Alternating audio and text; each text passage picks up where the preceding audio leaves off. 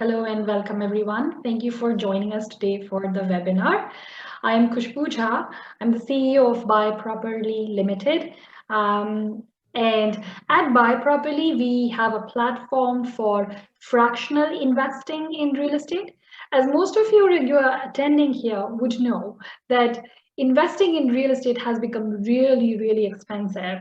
And it's not so much of a bubble, but more a demand supply mismatch that has been driving the prices up. However, sitting on the sidelines and watching it grow is not ideal, which means using a fractional model wherein you can invest as low as 2,500 allows you to get into real estate. And that's what we support. We try and keep our costs low through technology and artificial intelligence to make sure we are passing as much of the value as we can to the end customers. If you go to our website, buyproperly.ca, you will see the properties that are open for investment as of the moment.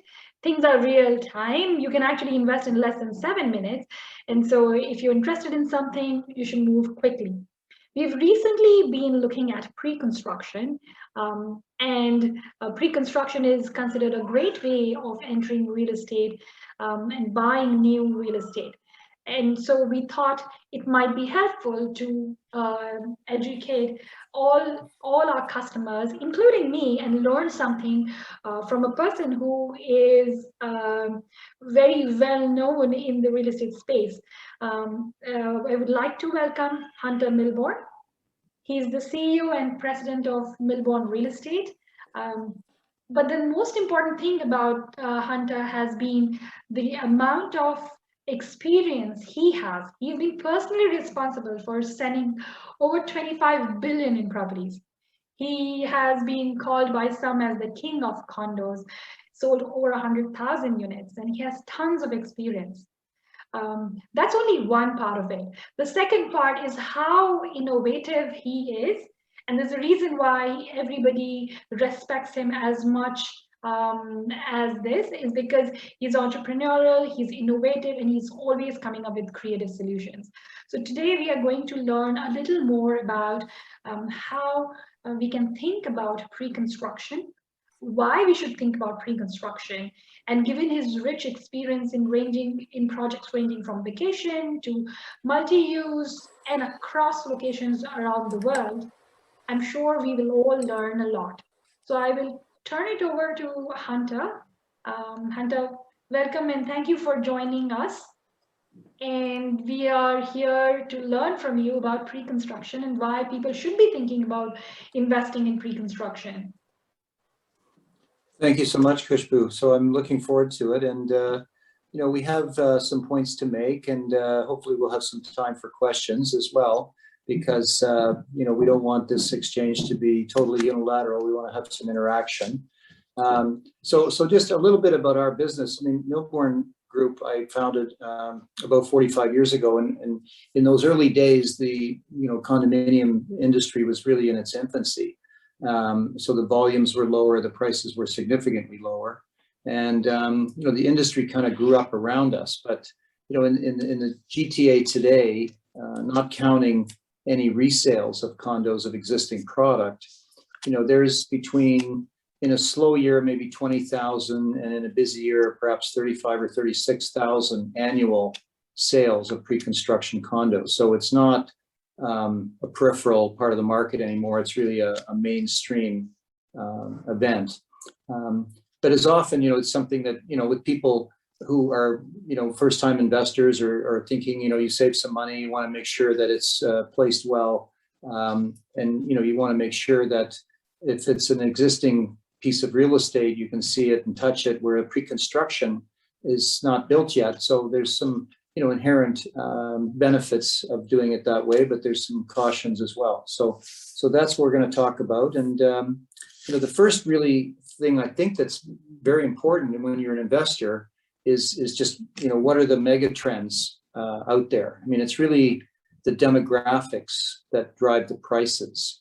So, one of the biggest mega trends in the global society today that began about 30 or 40 years ago, and that will definitely continue for another 30 or 40 years, is major, probably the greatest population migration of all time from rural to urban. It's basically billions of people over this 60 to 80-year period are going to move from rural to urban settings. Someone told me once, it was a Harvard University professor who was actually a Caucasian gentleman, but he was really an expert in China. And he said that this was about 5 years ago. He said that in the last 25 to 30 years, that 500 million people in China moved from the country to the cities, which is the population of Europe. So, when you say it that way, there was an extraordinary wealth creation there because, farms turned into subdivisions and shopping centers and subway stations. And there was an amazing wealth creation event there. So if you're going to be investing in something, it's just nice to know that you've got a big mega trend behind you. Because if you're going to surf an investment wave, or someone said once, if you see where the money is and see where the money's going, and then get on the train at the right time and get off the train at the right time, it's really a very strategic way to do things. And I think condominiums will probably be the major benefactor of this particular trend, mega trend, just simply because they're really the more affordable form of housing.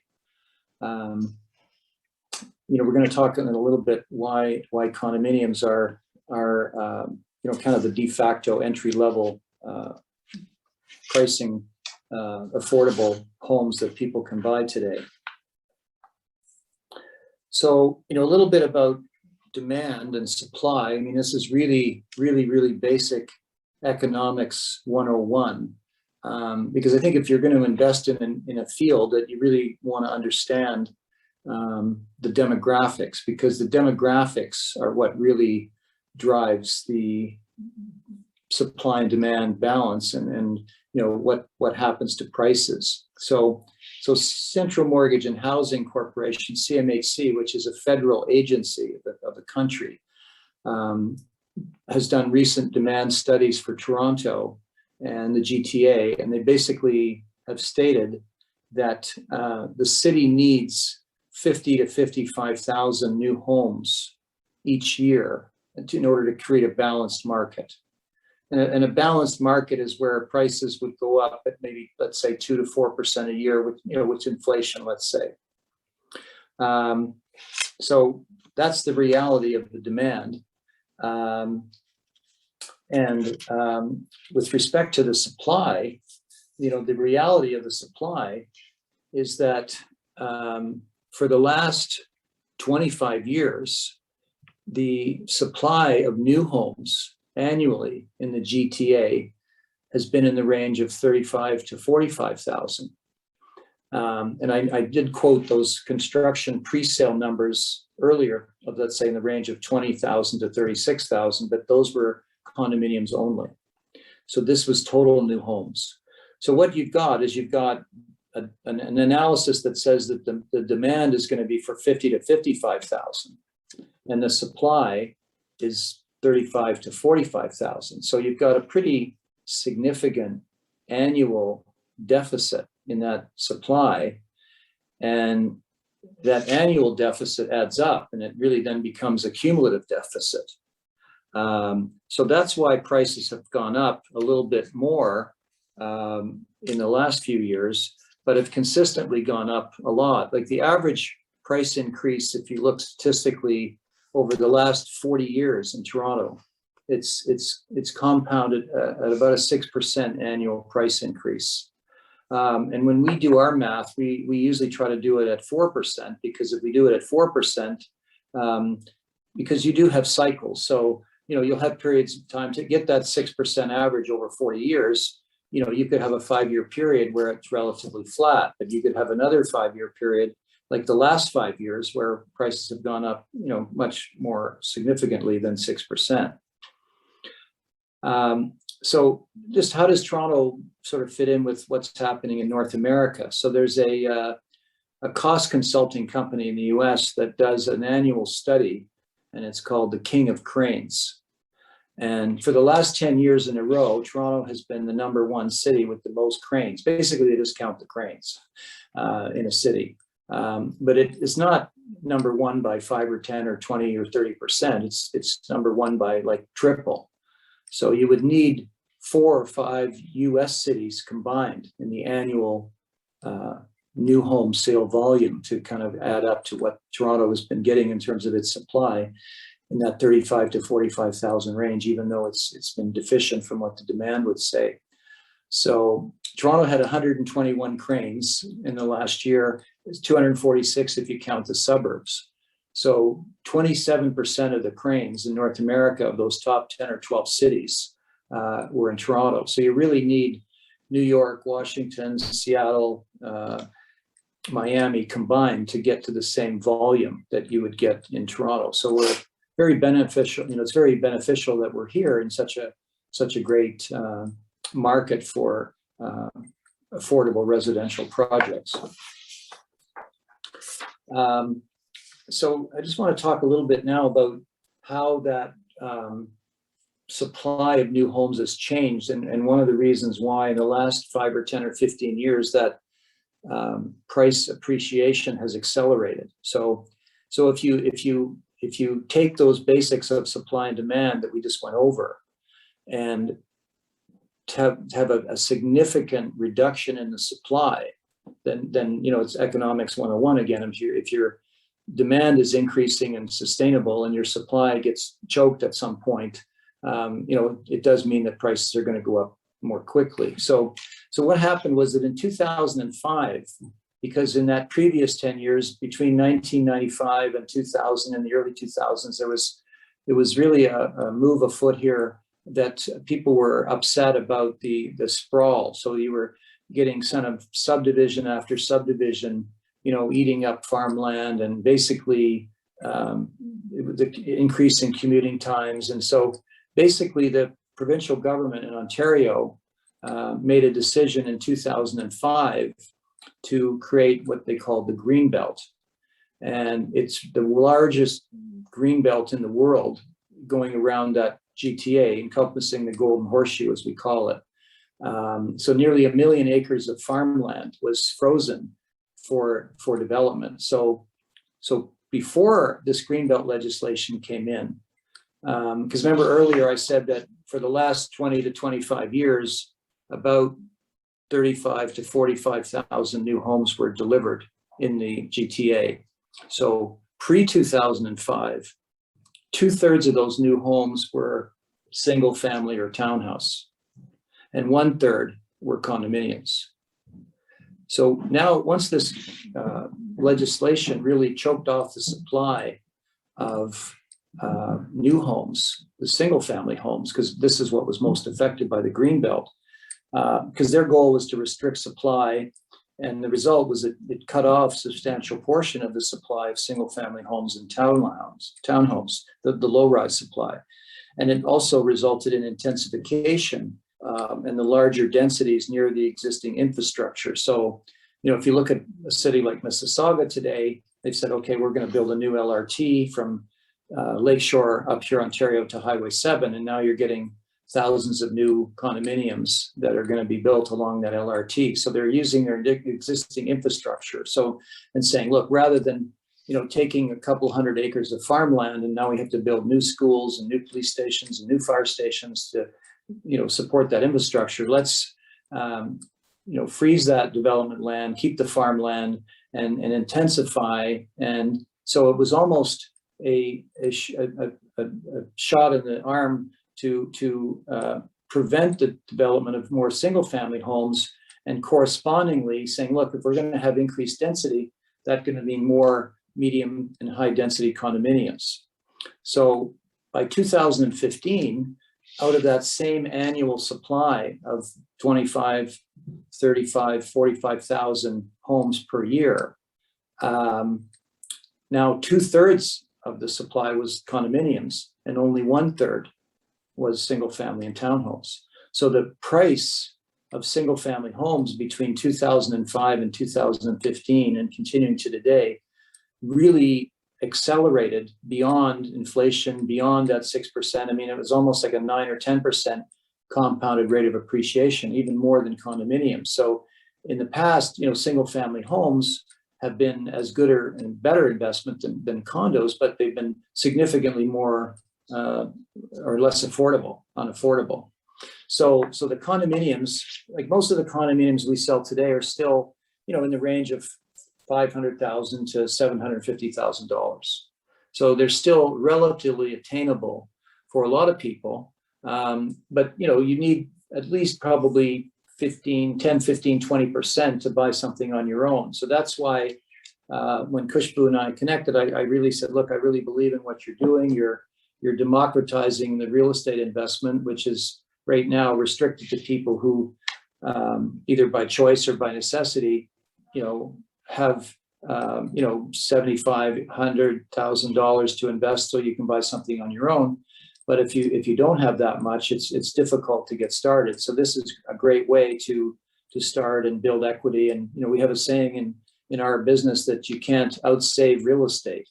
It's good to save and invest, but you get to a point where you really need to buy something and let that equity build up work for you. Your value goes up typically every year, but not guaranteed, and then your debt can reduce with a mortgage that's retiring itself.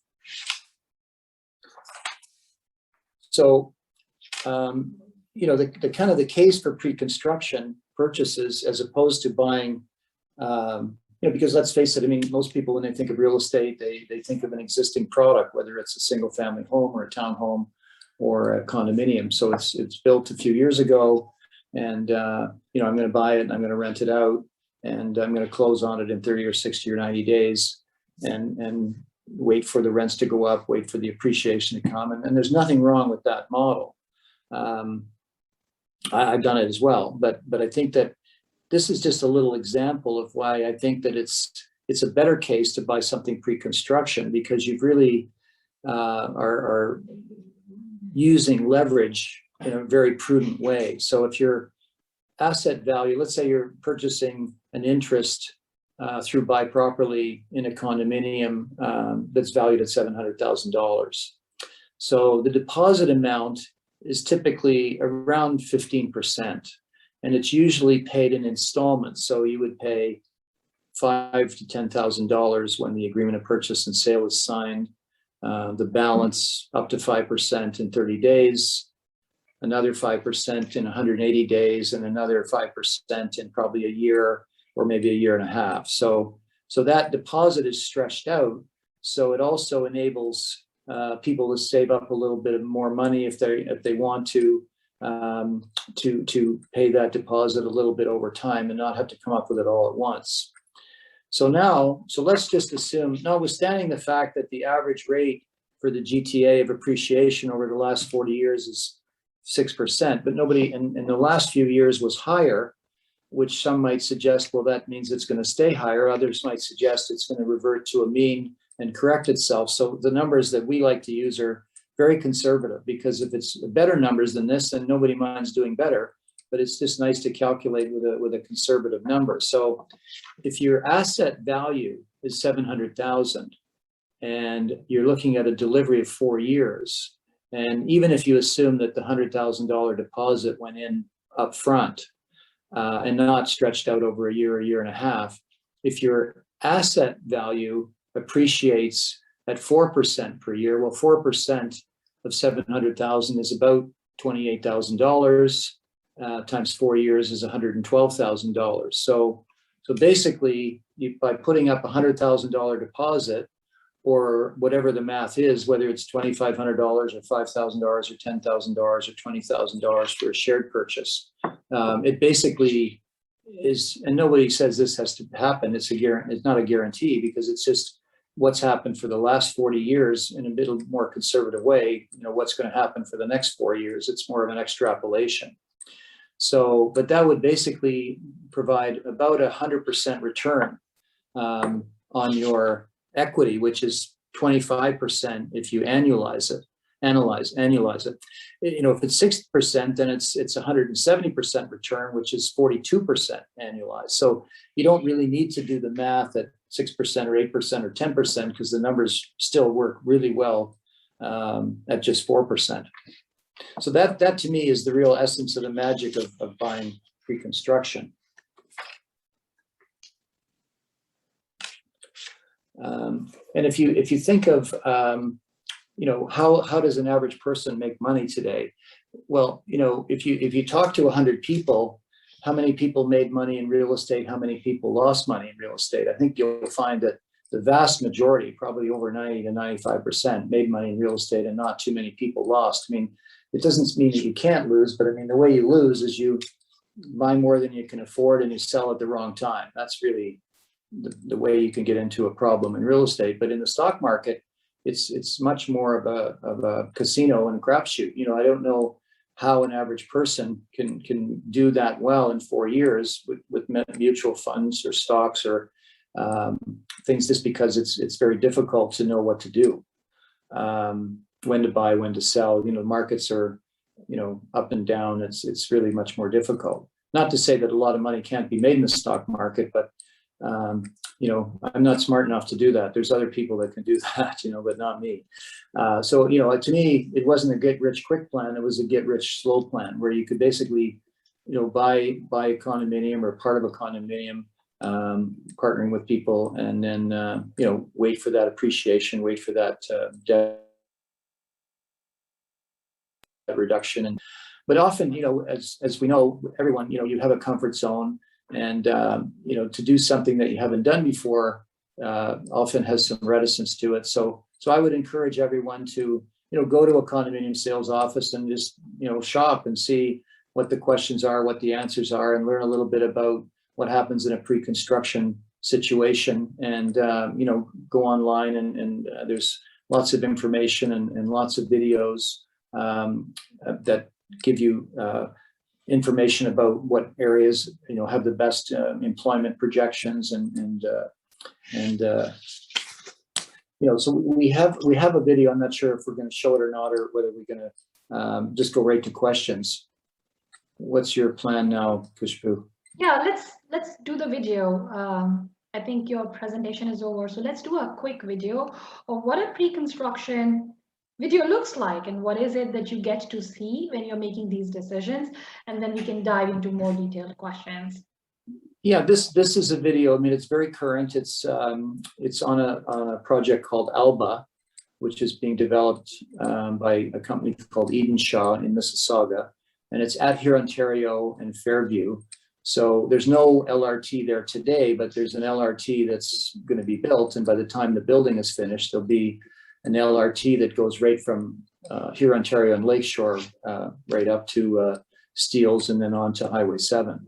So this is just a short 2-minute program that, and whether you're an owner occupant or whether you're an investor, you know, these are things that everyone's an investor, because an owner occupant wants the prices to increase and they want to make sure they're getting a good buy as well. So this is just a case for this particular project in this particular municipality. And some of them are better stories than others, but this is just, it's an interesting little statistic of what kind of backup that we like to provide potential purchasers to help them in their decision-making process.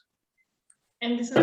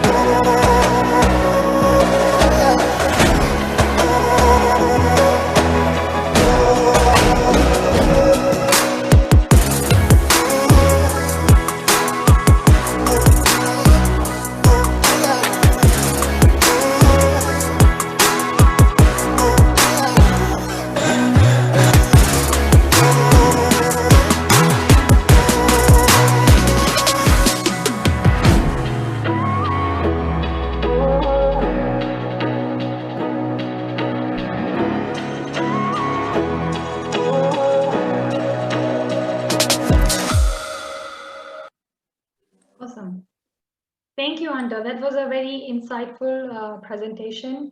I think there are some questions from the attendees, but I have a few questions of my own. So one of the questions that I had, and I think even I am not clear after working through these, is how do you deal with and make sure that you are familiar with assignment provisions that builders have, and does that have any impact if you are looking to buy pre-construction? Are there specific pieces of information that you need to have upfront when you're making these decisions? Yeah, that's a very good question, because if that asset value, let's go back to our $700,000 example. Although I think most people, when they make these investments, they make them for the long term, right? Yes. But let's say that it's not 4% that happens. Like in the last 4 years, it was more like 8%. So if I bought a condominium for $700,000 4 years ago and I'm closing it now, if it's up 100, that's wonderful. But if it's up 200, then I might be tempted to sell it and just take the profit now. Whereas most people are intending initially to buy it and close on it. But usually the way the assignment clauses work in most development agreements is that there's a clause that says that you cannot assign it without the consent of the developer. And that consent can be arbitrarily withheld. But once the building is about 95% sold, or if it's fully sold, then most developers don't really care. But let's say your group bought a unit and there is a vote to sell it. Then there's basically an assignment that can happen, and everyone would get their pro rata share of the profit. And sometimes there's a small fee, a legal fee or an assignment fee that might be paid to the developer or the lawyers for facilitating it. But there's a fairly active market in assignments because a lot of these condominiums in the pre-construction stage are bought by investors because the delivery is so far out. The users, a lot of them show up at the beginning, but a lot of them show up later. So the assignments are more and more. I mean, now even Trev, our real estate board, has a form. Has a typical, you have a form for an agreement, a purchase and sale. For a resale, you have a form for a lease, commercial lease, residential lease. So now there's a form that makes it much easier for people to fill out in purchasing or selling an assignment. Got it. If we compare pre-construction to, say we are bought in on the idea of having condos, I definitely am bought in. Between pre-construction and a resale condo, why should one choose pre-construction over, say, a resale completed project, given that the completed project will start giving rentals from day one? Is there a clear overall return benefit in pre-construction? Or is it just a timing of cash flow that's the biggest advantage? Yeah, I mean, listen, it's a very good question. I mean, to me, the point really is that, once you close on it, you're into management, right? Which basically takes its time and energy. And it's true that you're going to rent it and start to collect income right away. And it's going to appreciate, but, it's really, the opportunity for the leverage is a little bit less. So, the nice thing about pre-construction is that some of these projects take 3 years, some 4 years, some of them are even longer, 5 or 6 years by the time you buy it and then get delivery. So it's a way to really build up a pretty significant amount of equity over and above the deposit that was paid in before you even have to close or even think about renting it or think about any management time or anything like that. So that's I think one of the great benefits of purchasing a pre-construction project. Got it. So we have a few questions. Maybe we'll start taking those. One of the questions from Orville is, what is the criteria for location selection of a development? Yeah, listen, I think that there's a number of criteria with respect to location and other situations too, is that, usually the condominiums that do the best are the ones that are within 500 meters of a transit stop, whether it's a subway stop or an LRT stop. So a significant amount of the new development is transit based. So that's probably number one. and in terms of location. Then, you can say, well, gee, Yorkville is a very expensive market, and, it's less affordable than probably anywhere in the city, probably averaging about $2,000 a square foot. Downtown Toronto probably ranges from, let's say, $1,250 to $1,500, depending on where. When you get into the, more suburban areas of 905, like these, the price per square foot, not that that means anything, but it's an average, and it's, the price per square foot for a lot of these Mississauga projects today is around $1,050, $1,075. So, and then as you get further out, obviously the price goes down a little bit as your distance from the city increases. But really, it's the end price that's very important. So in a project like Alba, you might have 50% of the suites that are under $700,000. We have another community that's opening next week called Arte, R-A-R-T. It's got an artist theme. It's at Pure Ontario and Dundas, so it's very close to Alba. Actually, it's a couple of subway stops or LRT stops away, and there's 428 suites in that building. But probably 90% of them are less than 700,000. They're basically between 500 and 700. There's 10% of the building that's priced over 700,000. So it's relatively affordable in today's world. If your down payment to have a conventional mortgage is, let's say, 20%, if your deposit is 15%, and then you put another 5% down by occupancy, which is 4 years out, and you work that pre-construction math as we went through before, that's, I think, what people can expect. Right. And just to reiterate what Hunter said, location, we have an AI model that values condos, and we've looked at over 200 variables and over 500 million data points, and transit is the biggest mover of condos, prices, rentals, all things economic associated with the condo. So I'm sure when developers are looking at location selection, they are looking at what the demand would be in a location like that. Because at the end of the day, it's a demand supply game. So if a developer has to put up a condo, it needs to sell, and it will sell if people want it, and people will want based on schools, based on closeness to transit, based on a bunch of other factors like what is the neighborhood like, etc. So all developers that we know of, and Hunter can of course share with experience, look at a ton of macroeconomic factors before they go for a location or development. Because remember, they are putting in a lot more money than a 700K. So they have to do a ton of financial analyses and make sure that it's a location that is going to be attractive to end customers. Yeah, probably the two big ones are the transit score and the walk score. Right? Yeah.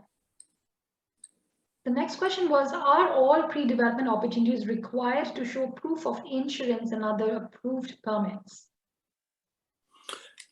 Yeah, I think the wonderful thing about buying a pre-construction condominium in a place like Ontario is, one of two things will happen. You'll either get delivery of the condominium that you bought, or if there is a problem, because over the last 5 years, there's been several projects that didn't go ahead. So a project would sell or sell out, and then whether the developer ran into a financial difficulty or couldn't get construction financing or whatever, in all of those cases, that the government insures those deposits.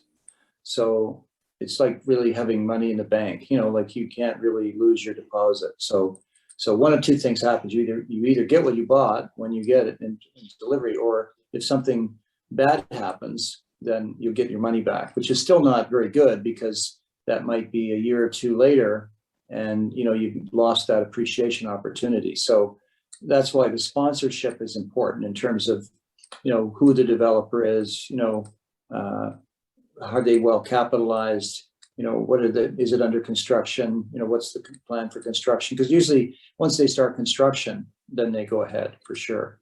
But not always. There's a couple of examples where maybe a developer got over leveraged with his financing, just as a purchaser can, and had difficulties. Usually those difficulties come up before construction starts, but it can happen after. Right. The next question is, what is the minimum investment amount for a pre-build? I think this is more for me. The minimum amount of investment, even for a pre-build, would still be the same, which is 2,500 on the platform. That's standard across all investments on our platform. The next question is it possible to get a pre-construction condo which would be cash flow positive after completion in GTA? I would say it's hard to find, but Hunter, what do you think? Well, it depends what cash flow positive. I guess if you pay cash for it, then it's going to be cash flow positive, right? But if you put a mortgage on it, even at a low rate today, you're probably to make it a little bit positive or break even, you're still going to probably need to put around 50 or 60% of equity into it. For investors, how do returns in pre-construction compare to regular resale condos, assuming same municipality? Similarly, how does the risk profile compare? I would say the returns are comparable. Resale versus pre-construction, I think there is a small difference. And if you are considering time value of money, in the case of resale, you are putting that money up front. Assuming that the cash flow kind of evens out, so after mortgage and interest, typically what we've seen is there isn't much cash flow left. So which means that's even. You basically put in a lot of money up front today. So time value of money wise, you get the same appreciation, but you put all of the money up front. In the pre-construction, you're getting the same appreciation, but you've not had to part with all of the money. So theoretically, you could actually put it in a stock like GameStop, make money, and then reinvest in a pre-construction 1 year down for the remaining part of its deposit. That's my take on it. But Hunter, you're the more experienced person.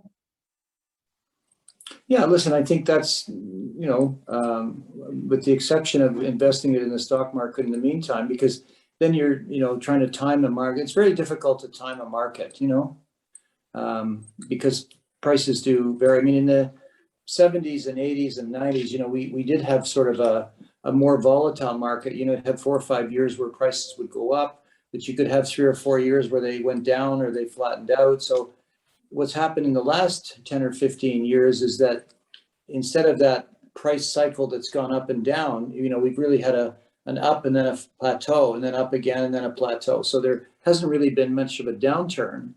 I mean, if you think of since 2000, I mean, you had 9/11, you had, dot-com bubble stocks that, fell significantly, and that affected real estate. You had credit crisis, you had COVID. So, you had pretty significant events, but none of those really decreased the price of Toronto real estate. They maybe put it on pause, and it was a year or two where it didn't go up or didn't go up as much, but it didn't derail it,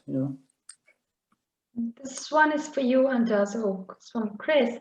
Hunter, what impact has rising condo fees having on the market? Doesn't seem like much of an impact from what you were saying.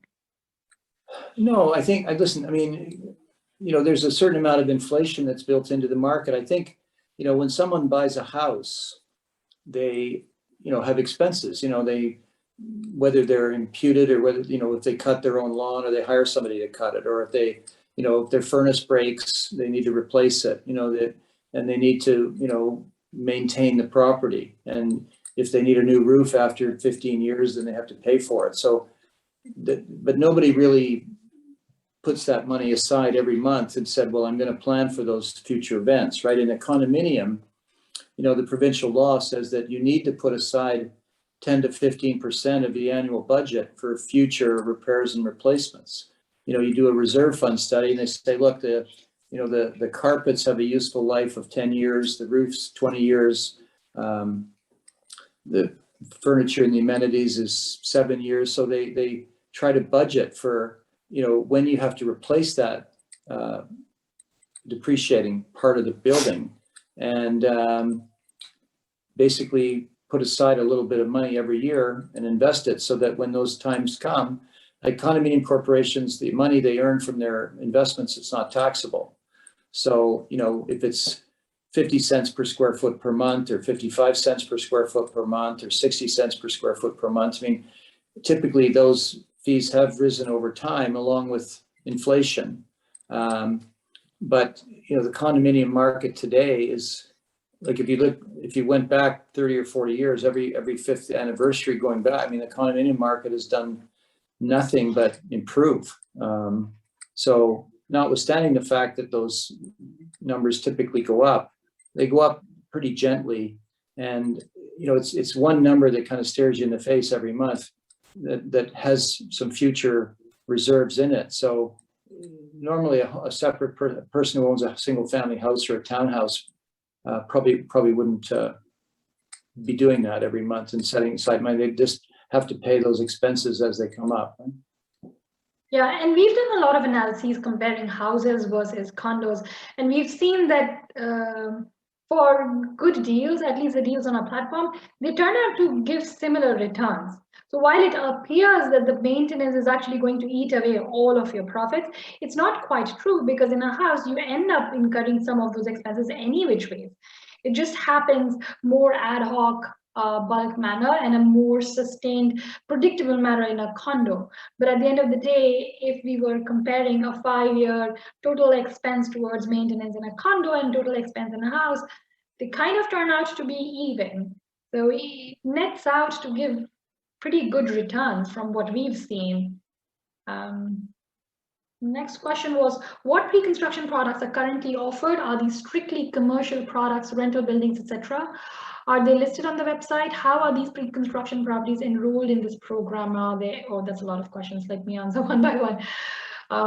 What pre-construction products are currently offered? So on BuyProperly, we have one developer product that we were piloting some time back, and given the huge amount of interest, we've got Hunter to actually help us provide this information to customers, and we will be rolling out, with his help, a lot of pre-construction on the platform in the coming months, like he mentioned earlier. Are these strictly commercial products? The banking definition of commercial is anything that's more than 5 units. So because these are condos, they are all commercial buildings, but we aren't necessarily offering the whole condo up on the platform. We'll probably offer a few units on the platform for fractional investing. Rental buildings, etc. They may or may not be rental buildings. We try and provide customers the best returns and are kind of agnostic between whether they are rental or not. We may bring in social projects specifically for people who want to invest towards, want to do social investing. But otherwise, we will try and get the max returns for the customers. How are these pre-construction properties enrolled in this program? It would work the same way as standard resale condos.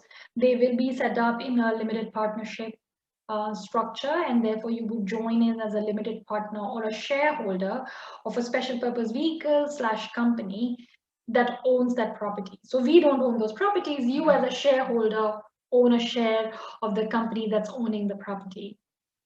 Are there any in the US currently? We don't have any properties in the US right now, but we do plan to launch those soon. This one's for you, I believe, but I don't know what the question really means. This is from Umar Khan. Do you agree with Brad Lamb's guidance on Hamilton condos? Hunter, is that something that you're familiar with? Well, listen, I mean, we sold a project in Hamilton in February called One Jarvis, and it was incredibly well received. It was 354 suites, and it's literally sold out in less than a month. It was a very good location, and it was a developer that was very well capitalized and kind of checked all the boxes, and it was extraordinary that the demand. So we have other projects coming in Hamilton. We have a pretty big market share of those 20 to 35,000 sales every year. We probably would sell about 18 to 22% of that. So we are launching in July of this year. We're launching 3 projects totaling 1,000 units. Like there was Alba, 418. There was that Danny on the Danforth, 140, and the Emblem project called Arte, which is 428. So, August we have more, September we have more, October we have more. So, we have stuff coming that's in Hamilton and Niagara Falls, St. Catharines, Midland, some resort properties, some urban properties, some recreational. So, in an average year, we would launch probably 20 to 25 projects, and sell, maybe in a slow year, again, about 4,000 units, and in a busy year, maybe 6 to 6,500. So it's a pretty good volume for us.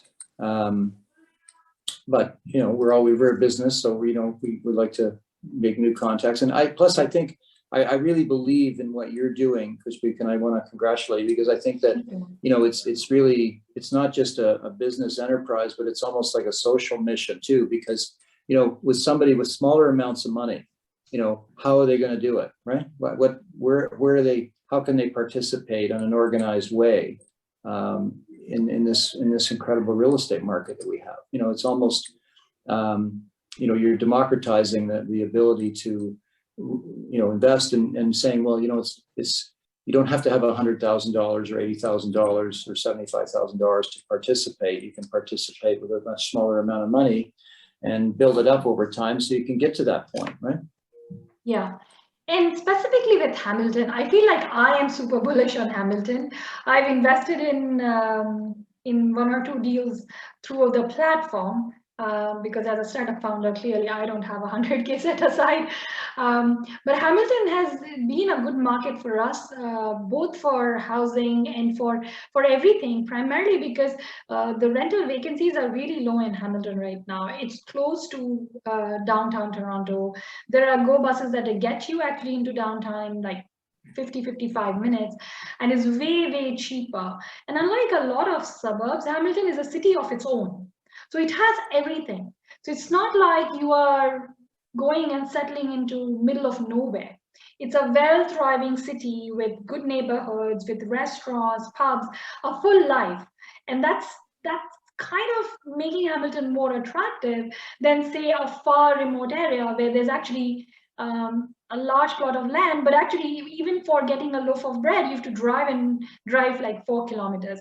That's not required in Hamilton. It's an old city with lots and lots of thriving businesses, hospitals, colleges. So it is great to live there actually and hang out there also. And I think that's probably what is making Hamilton so attractive for everyone.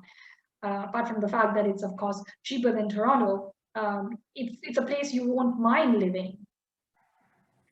Yeah, we have some of our staff, moved to Hamilton. They wanted to buy a house and couldn't afford one in Toronto, so they moved to Hamilton. And now that we have projects there, they can work there. So, we did this one in February for Emblem, and that did very well. And we have they have more product coming next year, and I think we have one launching this fall for a company called Slate Asset Management that just recently launched a project here in Toronto called One Delisle, which was very expensive. It was at Yonge and St. Clair. It was about $1,950 a square foot. And many of the homes, there was 383 suites in a building, and most of those homes were, over $1 million. So the deposits were 15% over time, so 150,000 plus. But this one in Hamilton is going to be much more affordably priced, and it's going to be called, there's a little retail plaza that's going to be replaced by 2 buildings, and it's called Corktown Plaza.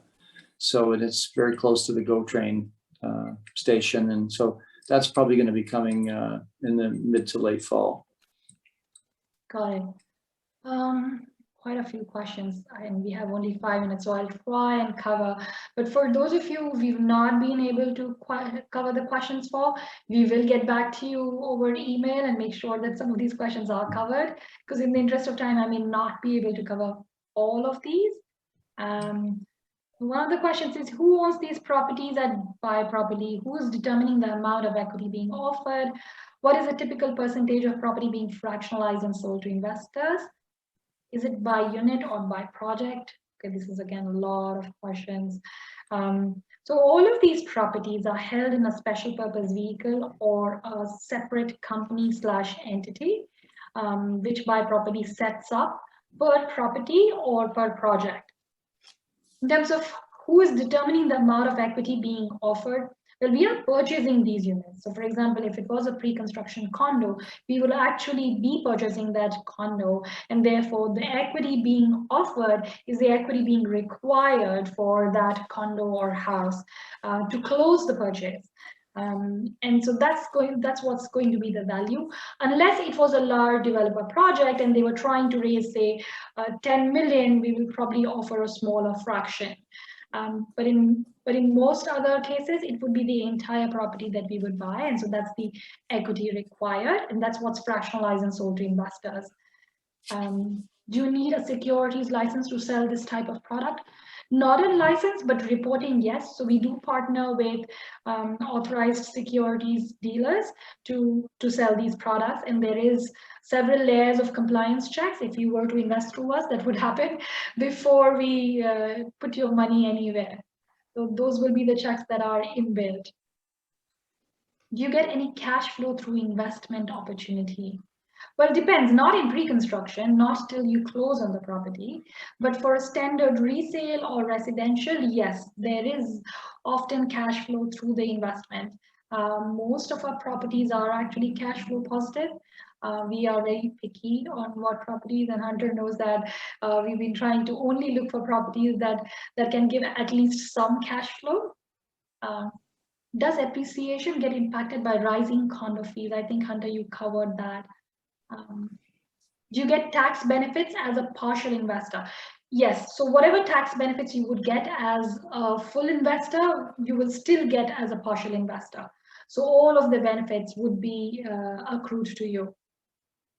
As an investor, are you paying the percentage of condo fees relevant to your percentage investment? Yes, so all costs would be in proportion to your investment. If so, they backed out of keep, I suspect. I don't understand that. Okay. Okay, there are way more questions still. I think I have 2 minutes. So maybe I'll just wrap up and thank Hunter for joining us and telling us about all of these projects. I almost feel like I am privy to new secret information that is actually not available in the public domain, because we as end customers only get to know about these projects when the prices have appreciated, they are already in the market, like very late in the day. We never are able to get in on day 1 or day 0 of the project and get the good prices. So thank you, Hunter, for working with us and making this available to the BuyProperly customers. We are excited about bringing some of these projects at awesome prices rather than much later in the day and when the prices have already appreciated. So thanks for sharing all the confidential information with the customers about what is happening. Yeah, well, listen, like I said, I really believe in what you're doing, and so I'm happy to help. And I think that it's a great opportunity that you're have orchestrated for people to be able to participate in this big wealth creation event that we're experiencing. Yes. And thank you, and look and keep looking out. We will be bringing a lot of pre-construction projects to our platform in the coming months, and all of you who have shown interest, you should watch out for some of those. Hope you've signed up.